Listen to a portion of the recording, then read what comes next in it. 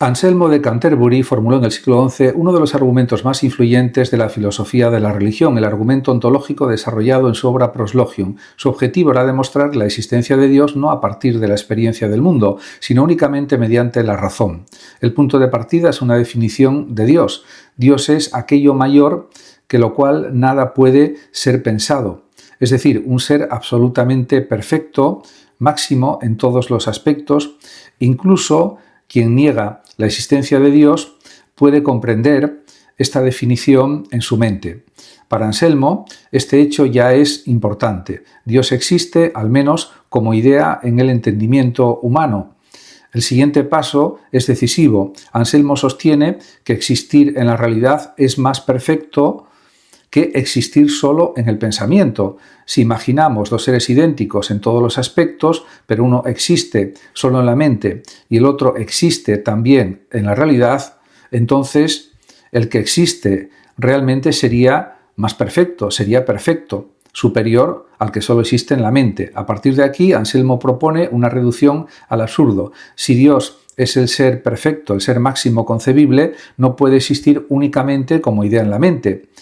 Si así fuera, podríamos concebir un ser igual, pero existente en la realidad, lo cual sería algo más perfecto, algo mejor. Pero eso contradice la definición de Dios como el ser absolutamente máximo.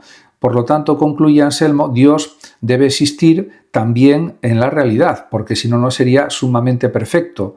Sería imperfecto porque solo existiría en las ideas. Además, introduce una segunda idea: Dios no es un ser contingente, sino necesario.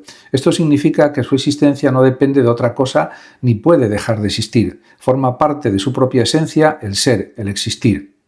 Este argumento ha sido muy influyente, pero también ampliamente criticado. Tomás de Aquino rechazó que la existencia pudiera deducirse solo a partir de conceptos, afirmando que la existencia de Dios debe demostrarse a partir del mundo sensible o material. Más tarde, Immanuel Kant, que dio el nombre de argumento ontológico a este argumento, criticó el argumento al sostener que la existencia no es un predicado o una perfección que pueda añadirse a un concepto.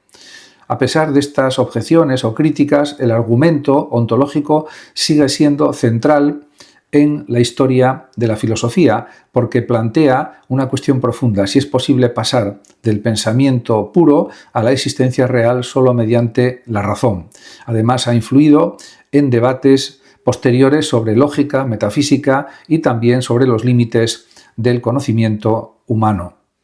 Mary Wollstonecraft es una de las pioneras del pensamiento feminista moderno. Su obra se sitúa en el contexto de la Ilustración, un periodo que defendía la razón, el progreso y los derechos humanos, pero que en gran medida excluía a las mujeres de esos ideales.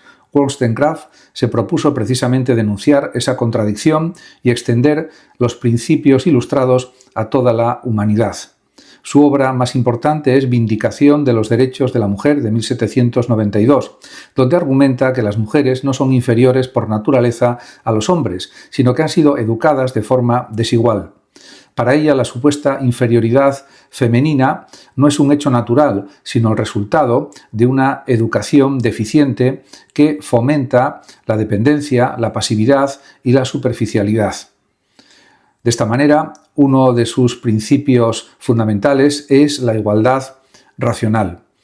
Wollstonecraft sostiene que la razón es una capacidad universal del ser humano, no exclusiva de los hombres. Por ello, las mujeres deben recibir la misma educación que los hombres para desarrollar plenamente su intelecto y su autonomía moral. Sin educación, las mujeres son empujadas a depender económicamente y emocionalmente de los varones, lo que perpetúa su subordinación. Critica también la visión dominante de la feminidad en su época, que valoraba la belleza, la obediencia y la delicadeza por encima de la inteligencia y la virtud. Según Wollstonecraft, esta concepción no libera a las mujeres, sino que en realidad las convierte en seres dependientes y decorativos, incapaces de participar plenamente en la vida social y política. Además, en el plano ético, defiende una moral basada en la virtud racional. La verdadera virtud no depende del género, sino del ejercicio de la razón y del desarrollo también del carácter. Tanto hombres como mujeres deben aspirar a la independencia intelectual y moral, evitando la manipulación emocional y la superficialidad. También plantea una visión crítica del matrimonio de su época, que muchas veces convertía a las mujeres en dependientes legales y económicas de sus esposos. Propone relaciones más igualitarias basadas en el respeto mutuo y la autonomía de ambos miembros. Su pensamiento tiene un fuerte carácter político, ya que considera que una sociedad justa no puede construirse si la mitad de la población es excluida de la educación y de la ciudadanía plena. Por ello, sus ideas anticipan el feminismo liberal y los movimientos posteriores por la igualdad de derechos. En conjunto, se puede decir que Wollstonecraft defiende una visión del ser humano basada en la razón. María Zambrano es una de las figuras más originales del pensamiento español del siglo XX. Su filosofía se sitúa entre la reflexión existencial, la poesía y la mística, y se caracteriza por una profunda preocupación por la condición humana, el sentido de la vida y la relación entre razón, experiencia y espiritualidad. Uno de sus conceptos más importantes es la razón poética. Zambrano critica la tradición filosófica occidental por haber privilegiado una razón demasiado rígida, abstracta y racionalista, incapaz de captar la totalidad de la experiencia humana. Frente a ello propone una forma de pensamiento que una la claridad de la razón con la intuición, la sensibilidad y la imaginación poética. La razón poética no abandona el pensamiento, sino que lo amplía, permitiendo de esta forma acceder a dimensiones más profundas de la existencia que no pueden expresarse únicamente mediante conceptos lógicos. Para Zambrano, la filosofía no debe separarse de la vida. El pensamiento auténtico nace de la experiencia vital, del sufrimiento, del exilio interior y exterior y de la búsqueda de sentido. En este punto su obra está marcada por su experiencia del exilio tras la Guerra Civil Española, que influyó profundamente en su visión del ser humano como un ser desarraigado en búsqueda constante de sentido y reconciliación. Su filosofía tiene también un fuerte componente humanista. Defiende la dignidad del ser humano como ser abierto, vulnerable y en proceso de formación. Frente a visiones reduccionistas del hombre como mera razón o mera función social, Zambrano insiste en la complejidad de la vida humana, donde conviven lo racional, lo emocional, lo simbólico y también lo espiritual, desde su punto de vista. Entre sus obras más importantes destacan, sobre todo, Filosofía y Poesía, donde analiza la tensión entre pensamiento filosófico y creación poética, El hombre y lo divino, en el que explora la relación del ser humano con lo sagrado, y también en otras obras donde sigue analizando el simbolismo de la realidad, de la vida, y en las que desarrolla también su estilo más maduro de pensamiento poético. Su escritura no es sistemática en sentido clásico, sino fragmentaria, simbólica y meditativa. Esto refleja su idea de que la verdad no siempre se expresa en sistemas cerrados, sino también en intuiciones, imágenes y revelaciones parciales de la realidad. La filosofía de Zambrano, por tanto, representa una búsqueda de reconciliación entre razón y vida, pensamiento y poesía, humano y trascendente. Su obra ha tenido gran influencia en la filosofía contemporánea. Simone de Beauvoir fue una de las pensadoras más influyentes del siglo XX y una figura fundamental del feminismo contemporáneo. Su filosofía combinó el existencialismo, la reflexión ética y el análisis de la situación histórica y social de las mujeres. Aunque mantuvo una estrecha relación intelectual con Jean-Paul Sartre, desarrolló ideas propias que tuvieron enorme impacto en la filosofía política, la ética y la teoría feminista. Beauvoir compartió con Sartre muchos principios del existencialismo.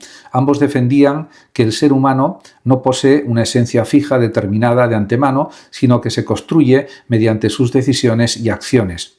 Según esta visión, las personas son radicalmente libres y responsables de dar sentido a su vida. La existencia precede a la esencia. Primero existimos y luego definimos quiénes somos a través de nuestras elecciones. De esta manera, hay que decir también que Beauvoir introdujo una perspectiva más concreta y social que Sartre. Señaló que la libertad humana nunca se ejerce en abstracto, porque cada individuo nace dentro de condiciones históricas, económicas y culturales determinadas. En el caso de las mujeres, esas condiciones habían producido durante siglos una situación de subordinación.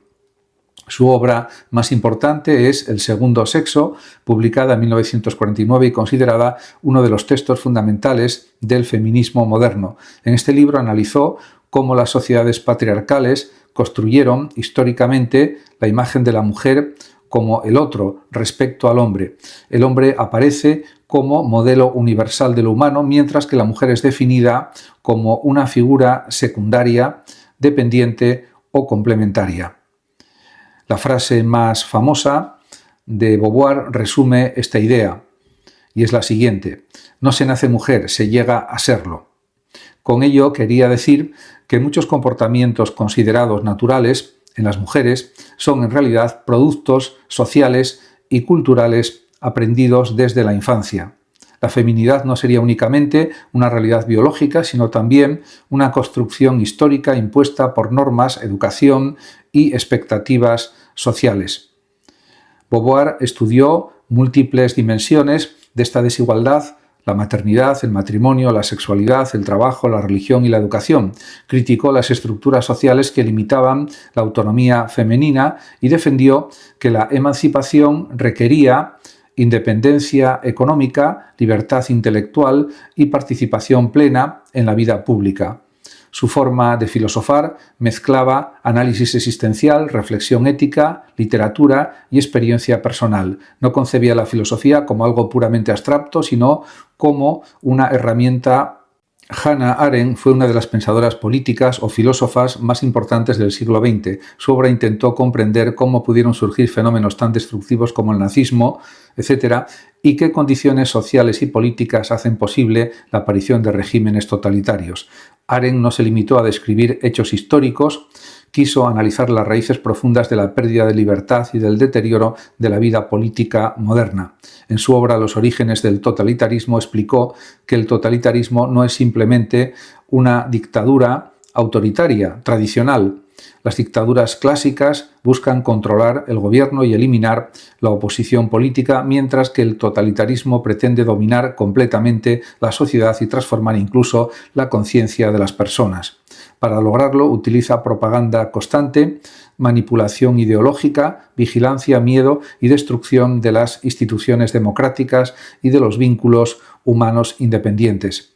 Arendt observó que estos sistemas prosperan especialmente en sociedades donde los individuos están aislados, desarraigados o alejados de la participación pública.